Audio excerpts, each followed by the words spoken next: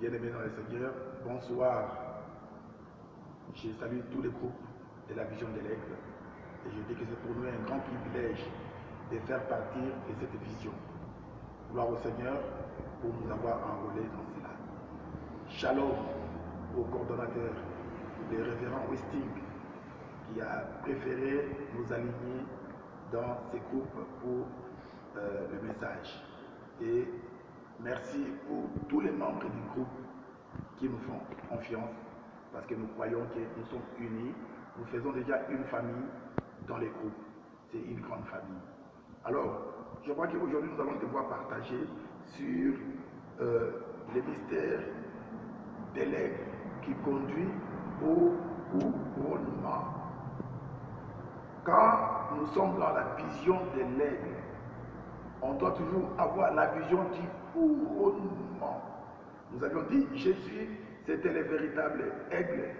Donc Dieu lui-même étant l'aigle, voilà pourquoi il a choisi. Il a appelé Jésus, il a établi et il est venu dans ce monde pour une mission. Et l'aigle, celui qui a la vision de l'aigle, il s'attend, il a une mission de la part du Seigneur. Il a une tâche à accomplir avec Dieu afin de faire des exploits. La vision de l'aigle doit nous amener aux exploits. Mais nous avions dit que les exploits vont amener l'adversité. Parce que la Bible déclare, avec Dieu nous ferons des exploits et il écrasera nos ennemis. Ce n'est pas ton problème c'est la vision. Dès que tu as la vision de l'aigle, l'ennemi se lèvera pour chercher à t'embrouiller. Je vois les hommes comme les Samson qui avaient la vision de l'aigle. L'ennemi a cherché à l'écraser. Je vois les gens comme Job qui avait la vision de l'aigle. J'ai vu de quelle manière l'ennemi est venu pour les écraser. Mais leur vision ne pouvait pas permettre à ce qu'ils soient touchés. Voilà pourquoi la Bible déclare, ne touchez pas à mes joints. Alors, j'aimerais parler du couronnement, parce que je dis qu'avoir la vision de l'aigle, tu dois aussi t'attendre au couronnement. C'est pourquoi tu vas endurer, quelle que soit la souffrance, quels que soient les problèmes, quelles que soient les difficultés. Tu dois apprendre à endurer, à persévérer. Tu ne peux pas me dire que tu as la vision de l'aigle si tu ne sais pas persévérer dans l'œuvre de Dieu. Moïse avait la vision de l'aigle. Il a persévéré malgré les attaques. On ne voulait pas de lui. Joseph avait la vision de l'aigle. Il avait persévéré malgré les attaques, malgré ce qui lui était arrivé. Il persévérait parce qu'il voyait loin. Il voyait loin. L'aigle voit très loin. Alors, cela va nous permettre de parler dans les livres, d'entrer plutôt dans les livres de Luc 22, le verset 28 à 30. Alors, nous lisons plus vite parce que nous n'avons pas assez de temps. La Bible nous dit ceci. Vous, c'est Jésus qui parle à ses disciples. Vous êtes ceux qui avez persévéré avec moi dans mes épreuves. Maintenant, je dispose. C'est pourquoi je dispose du royaume en votre faveur. Il y a le royaume qui est disposé à celui qui a la vision de l'œuvre. Il dit, je dispose mon royaume en votre faveur, comme mon Père en a disposé en ma faveur, afin que vous mangiez et buviez à ma table dans mon royaume, et que vous soyez assis sur des trônes. Les aigles, les gens qui ont la vision des aigles, ils seront assis sur des trônes. Ne voient pas la vie d'aujourd'hui, mais voient la vie de demain, parce que l'aigle, c'est celui qui voit plus loin. Aujourd'hui, les gens se moquent de toi. Aujourd'hui, les gens te persécutent. Aujourd'hui, les gens te font du mal. Mais demain, Dieu te prépare. Il accepte à ce que tu puisses endurer les épreuves. Parce que demain, tu seras assis sur des trônes.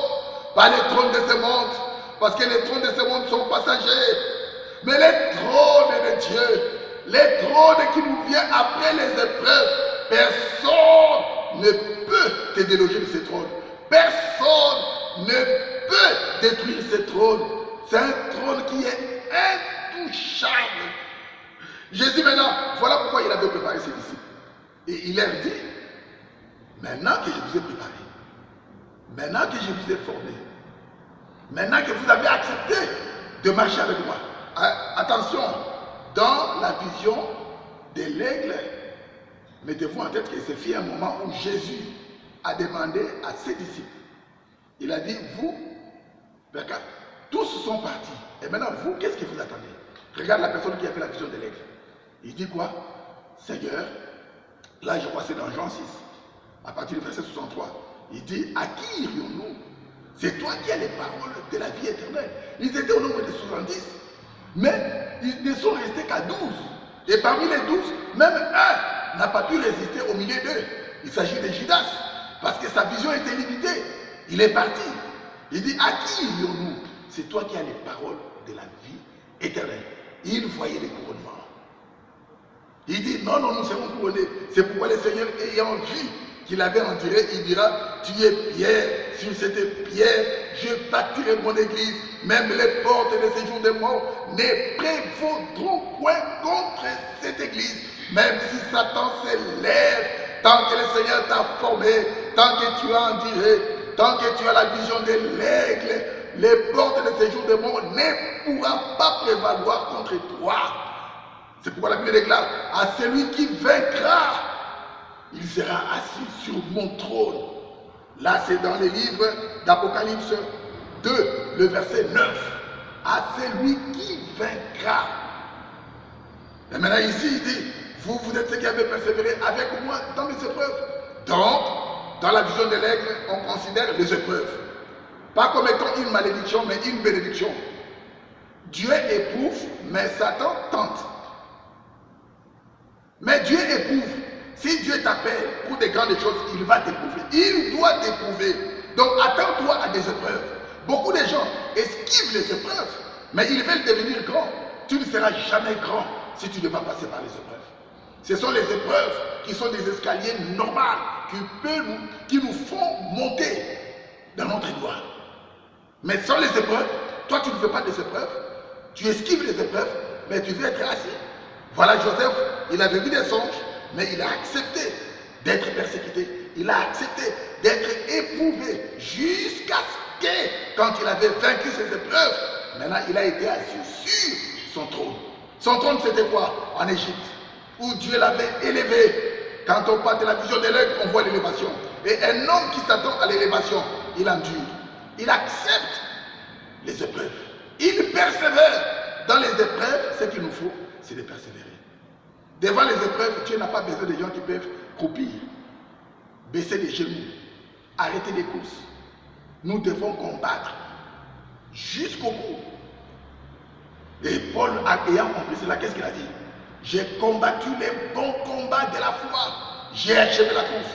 Un homme qui a la vision de l'aigle, la vision de la grandeur, il doit achever la course.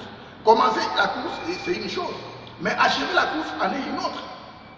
Job était marié avec sa femme. Ils ont commencé la course ensemble. Dieu les a bénis. Mais quand les moments des épreuves avaient commencé, sa femme a dit, maudit Dieu et meurt. Elle n'a pas eu le temps de continuer la course. Job a dit, tu es insensé. Moi j'ai la vision de l'aigle. Je vois demain. Il dit, n'est-ce pas Dieu qui nous a donné et Dieu a arraché. Il est souverain. Il peut t'arracher. La bénédiction, ce n'est pas seulement dans ce que Dieu t'a donné. Même dans ce que Dieu te retire. Il a retiré la gloire à Job. Mais Job savait que la gloire qui lui avait été accordée par les grands visionnaires.